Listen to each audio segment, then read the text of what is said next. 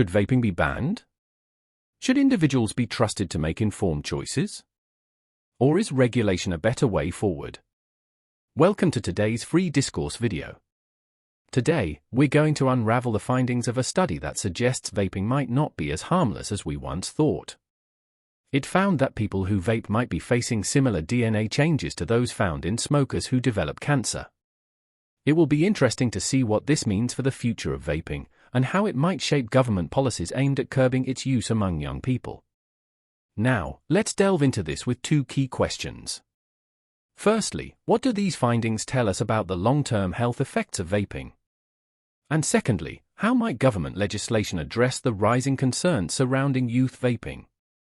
The University College London study has shed light on a concerning similarity between the DNA changes observed in both smokers and e-cigarette users, raising questions about the presumed safety of vaping.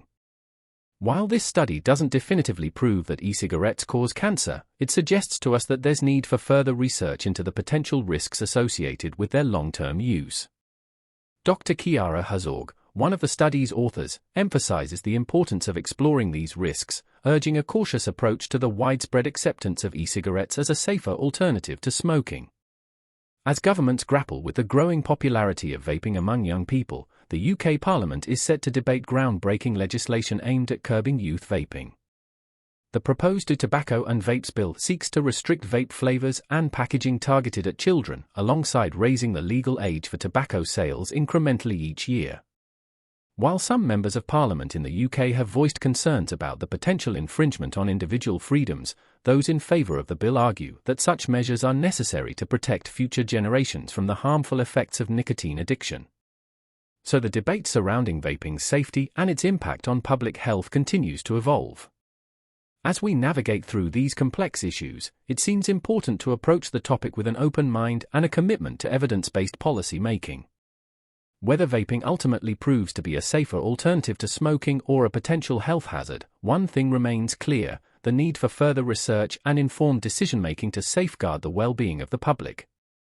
But what are people likely to think of all this? At the Free Discourse channel, we value the views of everyone and hope that our videos help you to formulate your own opinions. So, let's think about what views the public will hold on vaping following this study. Many will criticize vaping, highlighting its potential health risks and questioning the initial assumptions about its safety. They would argue that inhaling chemicals and vapors into the lungs was bound to have adverse effects, drawing parallels with the historical suppression of evidence linking smoking to lung cancer by tobacco companies. Some will point to apparent government negligence and corporate interests in allowing the vaping industry to flourish, suggesting that financial motives have overshadowed public health concerns. Another viewpoint would call for urgent regulatory action to address the potential harms of vaping. Advocates for regulation would probably want measures such as banning vapes or imposing stricter age restrictions on their sale. They would argue that while vaping might have been initially promoted as a safer alternative to smoking, emerging evidence suggests otherwise, meaning decisive government intervention is needed. These people will express frustration with what they perceive as government inaction and emphasize the need for swift policy changes to protect public health and prevent further harm, especially among younger populations. A third perspective will consider broader societal trends and individual responsibility regarding vaping. Some will highlight the role of advertising and cultural attitudes in shaping behaviors, criticizing the glamorization of vaping and its appeal to younger demographics. They would also stress the importance of personal accountability, arguing that individuals should be aware of the risks associated with vaping and make informed choices. This viewpoint will emphasize the need for education and awareness campaigns to counteract misleading marketing tactics and encourage responsible decision-making. So, what do you think?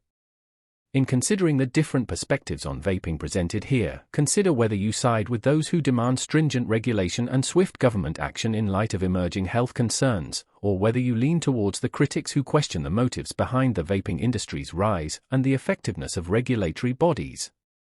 Perhaps you're inclined towards stricter measures such as banning vapes or imposing age restrictions, or maybe you believe in individual responsibility and the need for better education to inform choices.